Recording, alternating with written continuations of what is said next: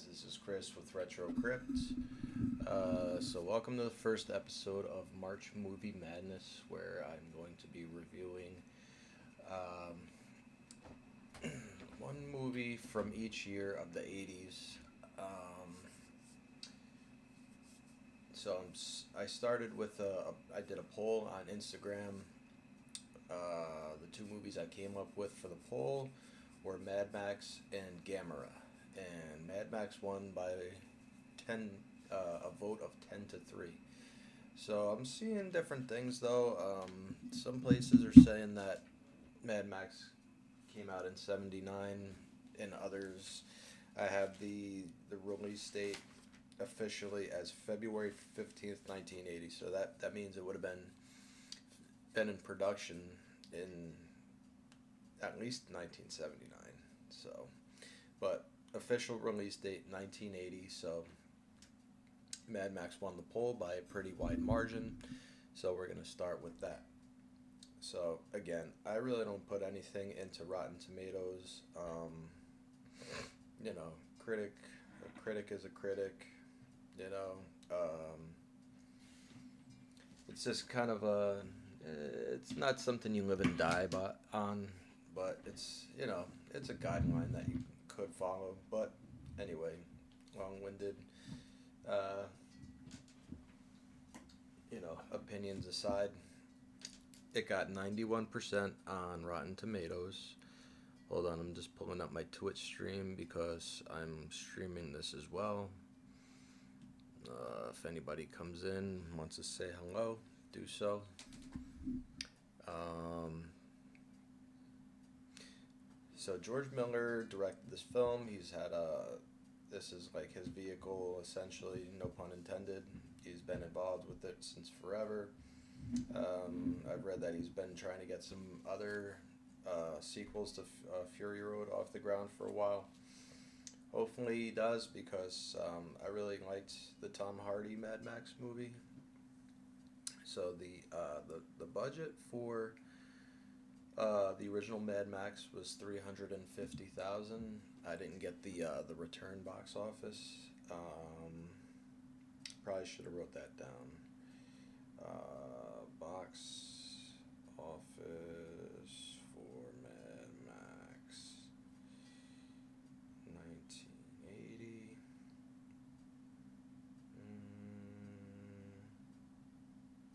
Wow, 100 million.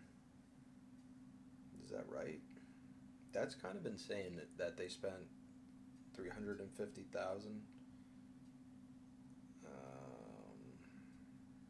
Wow, yeah. Budget of between $350,000 and $400,000, and they came back with 100 million. That's kind of insane. Principal photography took place in and around Melbourne and lasted 6 weeks. The film initially received a polarized reception upon its release in April 1979. Well, maybe the all right, I'm starting to get a little. I think I got a little bamboozled here. I don't know, man. Different websites are saying different things. Wikipedia again, which isn't exactly 100% all the time, says April 12th, 1979. But when I googled movies for 1980, Mad Max is one of the ones that came up with the release date of February 15th. So anyway, let's not get bogged down by that. Okay. So again, screenplay George Miller and James I'm gonna mess this name up. McCaustin. Okay. Distributed by Warner Brothers, Universal, MGM, and Roadshow. That's a lot of distribution. Starring Mel Gibson, Hugh Keys-Byrne. He was Toe Cutter, Total Creep. Joanne Samuel, which was Mel Gibson's love interest, wife's girlfriend. I don't remember them saying. Steve Bosley, I can't even read my own handwriting. So he played Goose. So basically, in a not so distant dystopian future, lawlessness and murder abounds. It sets a renegade cop on a collision course for revenge. So essentially, it starts out with a an intense car chase. So this entire movie is basically like car chases with dialogue lightly sprinkled in between. And that's one other thing is the the score, the movie score is so loud. I don't know if it's the version that I watched. Maybe there's a remastered version out there, but the score is so loud that sometimes you can't even hear what people are saying because the music is just so loud. But um, so opening scene, we go to the Hall of Justice. Every time we pan to the Hall of Justice, some like PBS type music plays. And that's one hilarious thing again is some of the music in this movie. I know it's like it's an older movie in Australia, so the music is like in some places it's just like very, I don't know, I wouldn't say grating, but it's just it doesn't fit the tone of the film. So it's like it has like some PBS as type music when we go to the Hall of Justice. So uh, this town seems like they have about 5 cops total. Um, so we have the first set of cops patrol on the side of a dangerous road. Basically, the one fat cop is a pervert, and he's checking out some people banging in the bushes. He's using the scope of his rifle to check them out. Eventually, they run away because you know a terminal psychotic, as they say, a guy called the Night Rider, who's the first death of the film, kind of sets the tone of what type of criminals you're going to be dealing with. So the terminal psychotic, TP for short. I'm just going to refer to him as TP because I think that's funny. Um, but he's the Night Rider. So there's a sign on the road that says that 15 fatalities have occurred on this road. So it's apparently very dangerous, I guess, for like drag racing and people just driving too fast, road pirates, etc. A call comes in about TP from the dispatcher, and then these 2 cops are arguing back and forth. I'm driving, no, I'm driving, blah, blah, blah. Eventually, somebody's, I think it's Charlie, the skinnier guy, starts driving. We get our first look at Max. He's at a different location. He's just kind of doing his thing on the side of the road. He's washing his hands up. He's got grease on his hands. He's, you know, they're setting up that he's kind of like the man, kind of a, he is a man's man. You know, he's no bullshit. So TP's in a V8, and the first. So they're trying to do like kind of like a pincher maneuver, where so there's a road. It's going. You know, there's a shoulder here. Cops are trying to flank him. They're trying to shoot. The one cop's aiming the shotgun. He's about to shoot him. TP sees him, jams on the brakes. This car goes ahead. Their car fucks up. There's another cop car coming up behind them. Right. So there's some damage to the first the first cop's vehicle, but they're able to start it back up. We flash back to TP, the Night Rider. He's saying, "Do you see me, toe cutter? Do you see me?" So you know already there seems like a bit of a cult of personality behind the toe cutter, and so I don't know if they don't really appear. I'm gonna spoil it before saying, well, it's not really a spoiler because it's a movie review. TP, you know, he dies, and I don't know. There's kind of like like an obsession, not an obsession, but they're kind of like, like he's like their fallen comrade essentially, and they talk about him throughout the film, saying like we are the Knight Rider. So the Knight Rider flies past the diner where Goose, which is Mad Max's best friend, is eating at. He jumps on his motorcycle, runs after them.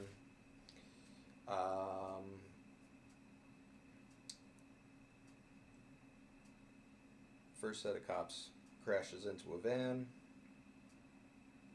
They get it running again somehow. And eventually they crash again into a camper. This time they're fully, you know, snafu'd, as Goose would say. And Charlie's neck is like cut open. So they say, you know, come get the meat truck. Charlie's in bad shape. The second set of cops almost hits the kid because they're side by side. You know, there's one of those scenes where a baby wanders into the middle of the road. He's in the middle of the road, little guy, and then Knight Rider and the cops are here. They go right around him. He's alive. Great. So then the other cop car ends up hitting a telephone booth and flips it over. Goose falls and he skids off and he almost careens into the side of a car, but his crash isn't all that bad. You know, he messes his leg up, but you know he's alive at this point.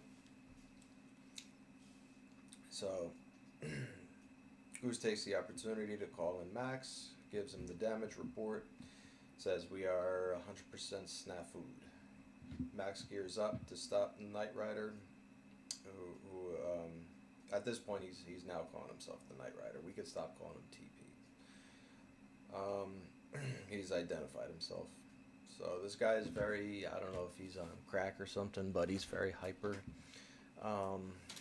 You know, and he does a really good job of playing a terminal psychotic, a TP, if you will. So Max, you know, he has the bigger balls of the two, and he catches up to him, plays a little game of chicken, comes head on. Knight Rider goes around him.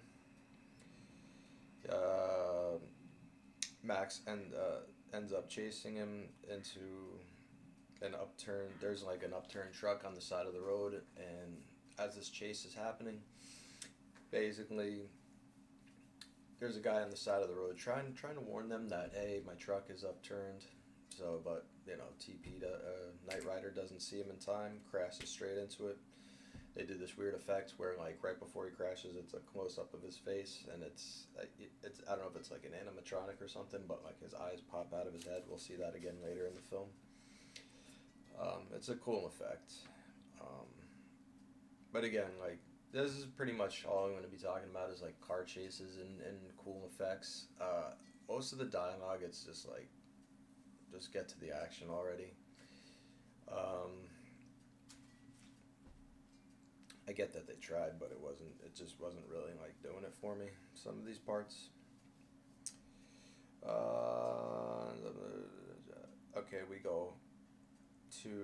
we're at home. We get a shot of Max's family. He's got a wife, partner / girlfriend, whatever. There's a baby there. They're talking about the Knight Rider on the news. So apparently this is getting some coverage. Again, here it's mixed very weirdly. From what I couldn't turn the captions on because I was watching this on the Fire Stick. So sometimes there's captions, sometimes there isn't. But from what I discerned from it, basically Max's girl is pissed off because he has to go to work, and he's saying, you know, Goose wants me there early, so I gotta go, yada yada yada. He tries to cheer her up. Eventually, you know, they part ways. You know, they end up, you know, making up before he leaves, but it was a little touchy there for a second. Doesn't want him to go. So we're back at the Hall of Justice again. We get our PBS music, and the mechanic is showing Max a the new Interceptor. This dude reminds me of Gutter Boy from the Wraith. So if you've ever seen the Wraith, there's quite a few parallels between the Wraith and Mad Max. You know, there's the Road Pirates. The Wraith's costume looks a lot like the uniforms that the police wear. That they have the same like gloves. Like there's I don't know what you would call it, but there's like, you know, each finger has like a line of fabric that goes up each one, and it's pretty cool. Same kind of helmet. Um, there's a scene later which I'll talk about, which reminds me of the Wraith again. Um, Lost my place. Okay, Police Chief McAfee is talking to what I assumed, again, the music was too loud and the voices were too low. I didn't have captions enabled, so I'm assuming it was like a internal affairs type. You know, kind of talking about like, kind of like in Dirty Harry where they were getting on him about just killing criminals. But McAfee, Fifi as he's called, said, you know, people they want their heroes. Uh, Fast forwarding to the next scene, Fifi tips off Max at yet another crash in the road. Says that, you know, these guys are watching you, so you got to be careful. The internal affairs type person or DA, whatever they were. Next scene, we're in a small town, and this is where we get the introduction of the Toe Cutter's motorcycle gang. So they pull up. We see Toe Cutter for the first time. They ask about a friend that came by train, which is basically the remains in a coffin of the Knight Rider. And, you know, the older gentleman says, you know, they didn't really leave too much of him because the coffin is like maybe this big, and the guy looked like a beefy dude. So I guess he was in several pieces after that crash. At this point now, they're just basically cutting up at the town and being a problem. Um, Beating this guy up and being all avant-garde and weird and just like dancing around and making all whooping and hooting and hollering, just being kind of like edgy and weird, just being dickheads. You know, pulling burnouts, messing with the dog. One guy who we saw earlier with his girl in a souped-up car that's got a flame paint job. You know, they pretty much say, okay, that's enough. We better get out of here before this gets any worse. So they catch up to him and rip the car apart, basically.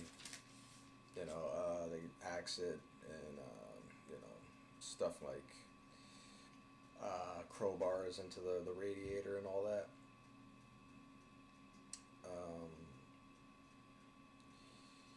So cut to the next scene. It's Max and Goose stopping a guy and a girl on the road and just talking to them. I don't know. Again, a lot of these edits, it's like, what's happening here? Like, are they stop? Is this a road stop? Are they friends? Like, it's basically a guy on a motorcycle with a girl on a sidecar, and there's like a glass dome over her, and they're talking on the side of the road. Again, I could barely hear what they were saying. So they get a call, and they have to leave. You know, the people on the motorcycle, the nice people on the motorcycle go their separate ways. The cops go their way.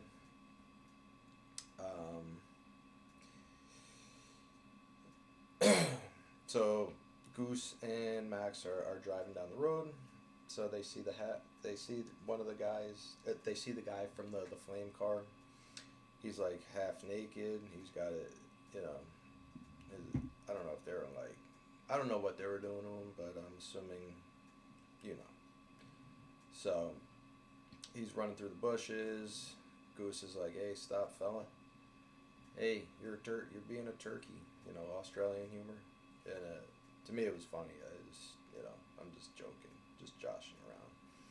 So they ride up to the car. They found it all smashed up. They find the girl. She's very, PTSD acting. One of the guys, he's of Toe Cutter's gang. He's spazzing out, talking about the Knight Rider. Um, this guy is going to be very integral to the rest of the story. So, catch up to the gang, and Toe Cutter has the remains of Knight Rider in the trunk of one of the vehicles. And he instructs one of his henchmen, "Hey, you got to go back and get." I didn't catch their names. The lackey that was left at the scene of the flame paint job car. We go back to the Hall of Justice again. They play this PBS type music every single time, as I said. Fee-fi or Fifi, and some lawyers come in and they say, there was no witnesses to what happened in the town. The old man, the people, nobody showed up. So basically, this one lackey from Toe Cutter's gang's got to be cut loose. Goose is not happy, and he beats the shit out of the guy a little bit. But the guy's pretty much, I'll see you later. That sets it up. So the gang is at the beach. They're doing a bunch of weird, ironic stuff. Basically, being very hip, making out with a mannequin, shooting it up. Toe Cutter brings the lackey out to the water, puts a gun in his mouth. I'm assuming this is like a show of force. Like, I'm the boss, you fucked up kind of deal. Trying to get him into line. He brings him out into the water. It's a weird scene. Again, next we get a weird club scene. It's Australia is either the best or the worst place on the planet, because this very cringy club scene where Goose is watching this girl sing. She's done singing. He says, "That's my girl." I'm assuming that's his girl, because we cut to the next scene. Goose is getting some cheeks. He's we don't really see it. It's not like a sex scene or anything. It's basically him just the next morning getting ready to go to work. Again, Hall of Justice. Goose is getting ready to go out onto the road. The lackey is hiding in a car, about to follow him.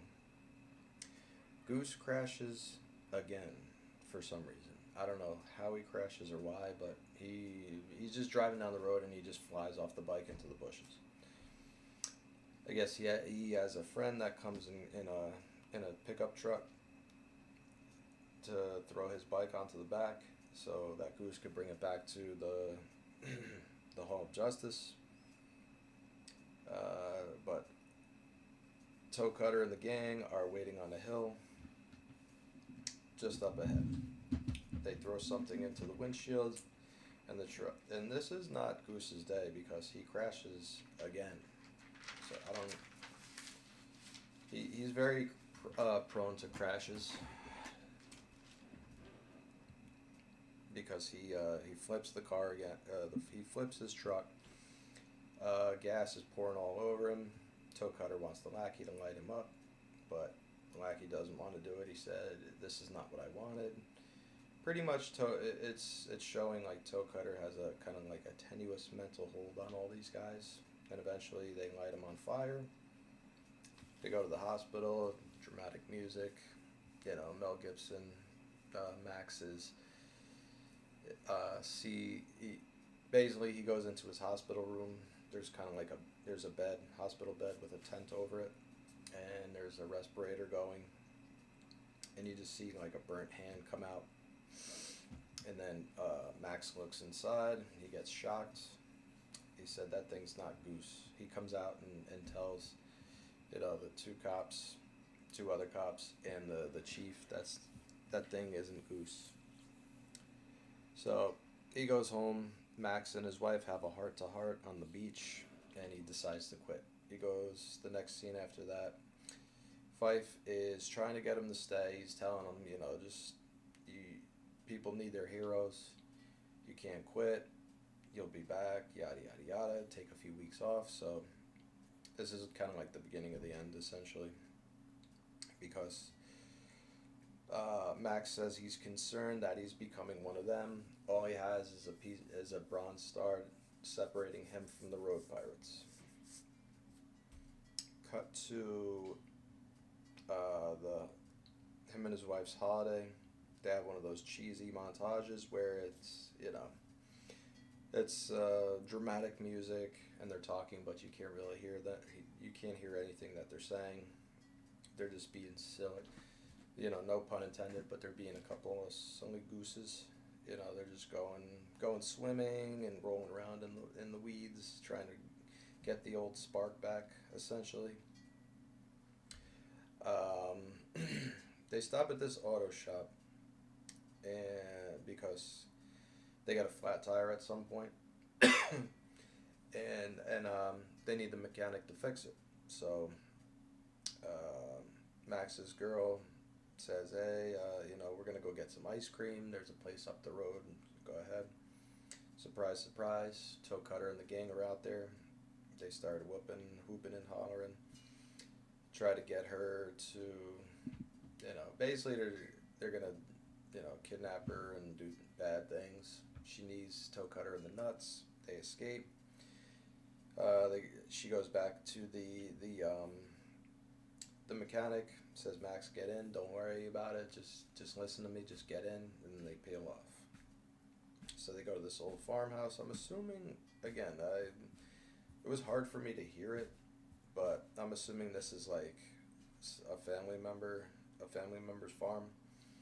But they're there, and and Max is under the hood fixing the car. This part of the film kind of like really dragged for me.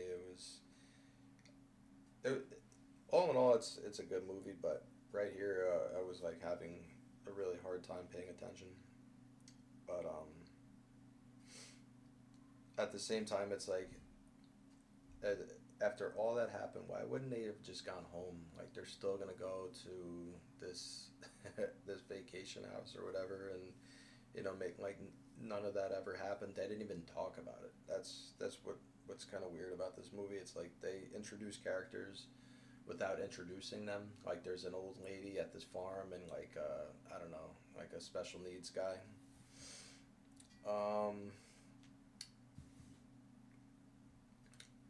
Again, after what happened before, Max's wife again goes and ventures off by herself. She walks through.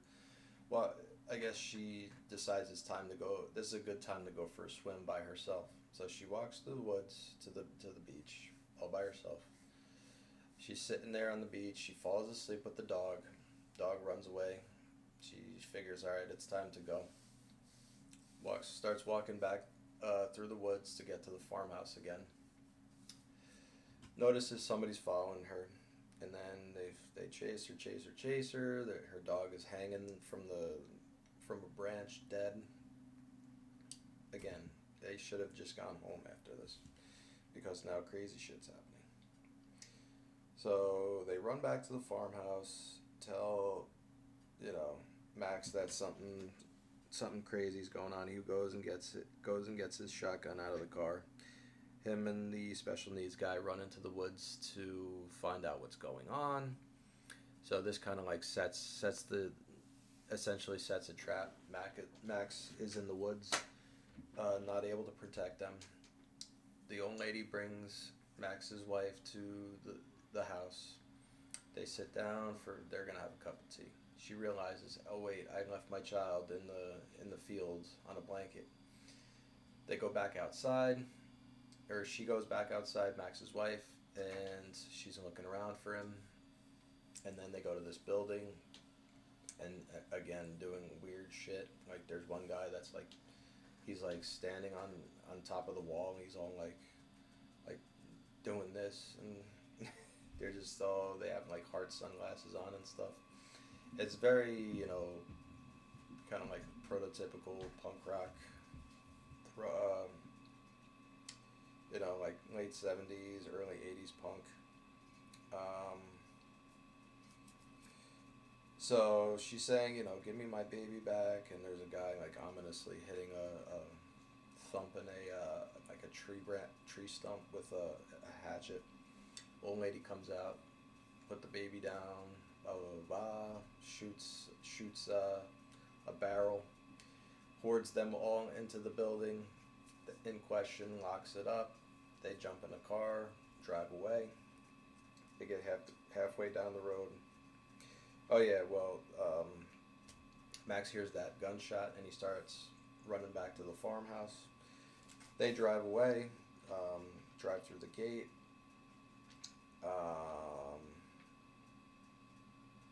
Of course, the car breaks down.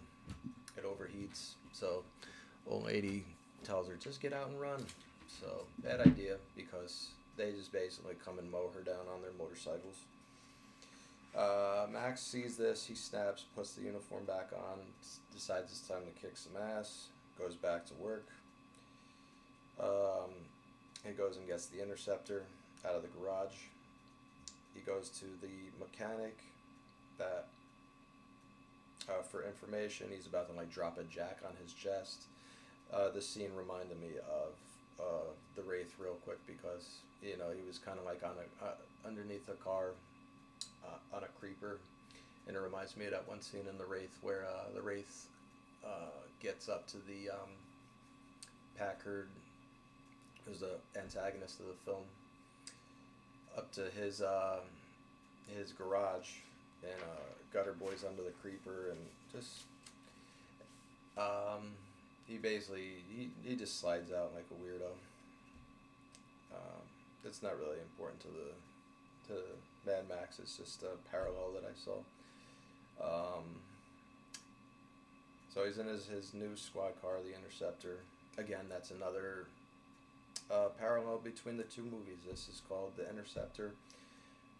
Wraith's car is called the Turbo Interceptor. Basically, he starts mowing down Toe Cutter's gang one by one, and like at this point in the film, he just fucking turns into Jason because he's like, he's here and then he's there and then he's here and then he's there, and then you see him on top of a bridge watching them go in the distance, and then he jumps in the car and just goes and mows them down. Again, there's like there's no arresting them. He just basically runs them off the road and kills all of them.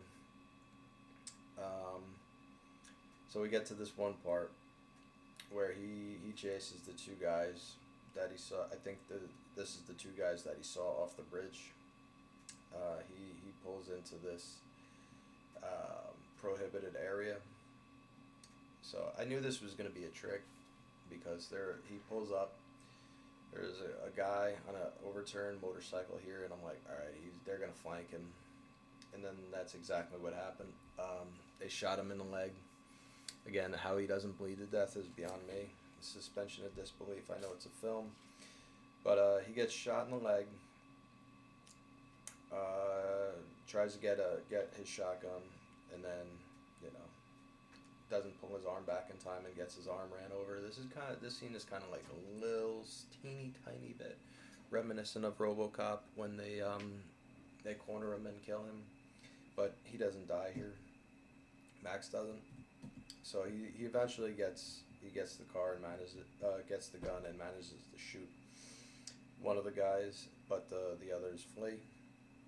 Max catches up to Toe Cutter, who I think they did this really well because you would have thought that Toe Cutter would have been the last person to be killed, but he's not the one that started off the chain reaction. It was the lackey guy. So he catches up to him. And this part is funny because it's like he's in like a V8 turbo, nitro powered car, and he can't catch up to this motorcycle. Like he's like right at the bumper, but he just can't get him. It's basically, Toe Cutter dies because there's an 18-wheeler coming in the distance, and he doesn't see it because the road kind of like dips in. So as the road is dipping in and he's coming up over the hill, toe cutter. Again, his eyes pop out like what happened with the Knight Rider. Crashes, gets sucked up under the wheels. Max drives around. He comes around. He's just like, okay, you're dead. Great. Drives down the road a little bit. Lo and behold, there is the lackey dude, and he's just basically trying to steal the boots off of this dead guy who crashed. Like, there's a lot of like random crashes in this movie, like a lot. I don't know how people keep crashing their cars, but so this guy's car is overturned in the bushes, the dead guy. So the lackey's trying to steal his boots. Max creeps up behind him, puts a shotgun to his head, and says, "Here, cuff yourself to that. Give me your ankle." He cuffs his ankle, drags him over to the car, cuffs him the other end of the cuffs to the car so he can't escape. Sets like a little booby trap up. He uses the headlight of the car. There's gas draining down into it. Sets up a Zippo and gives him a hacksaw. He says, "You got about 5 minutes. That's gonna fill up, and when it does, it's gonna blow up. But here's a hacksaw. Maybe in 5 minutes you'll be able to saw through your leg, and you can get out of here." Drives off. We all know what's gonna happen. He's driving in the distance. Kablamo. He's dead. So poetic justice. He gives a nice, slow, painful, sort of slow, very painful death to the guy that set off this whole chain reaction.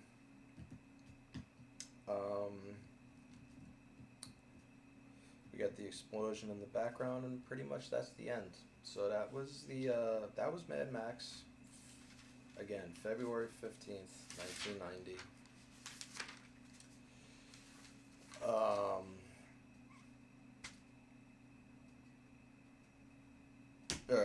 I said 1990, 1980.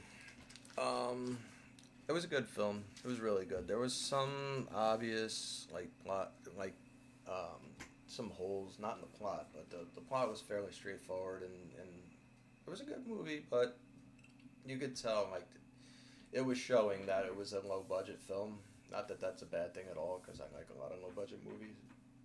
But it was just like the horrible music and like the weird club scene, and I thought, I guess just to keep the tone of the film more triumphant, they basically had Max mass murdering these guys to like this very heroic triumphant music. I was like, I feel like this would be a lot more effective if they had like kind of like scary music, like scary movie music, like he's just basically tracking them down one by one like a psychopath. But I feel like that might make him less of a hero, because music and movies could like elicit a lot of different emotions, and it could really, you know, it could change your perception of the film. It's kind of like in Halloween. Like, I saw this documentary where they were showing some of the scenes with no music at all, and you're like, all right, this is kind of boring. But then when you see it with the classic Halloween music, you're like, wow, this is extremely creepy. Like, and they were saying, music in a film, like the film score, really could, it could kind of like make or break it. So anyway, those are just some of the things that I noticed, some of the things that I found interesting. I hope you like this video, and I'm gonna be back soon. That was the first video for March Movie Madness, Mad Max. Thank you guys. Have a great night.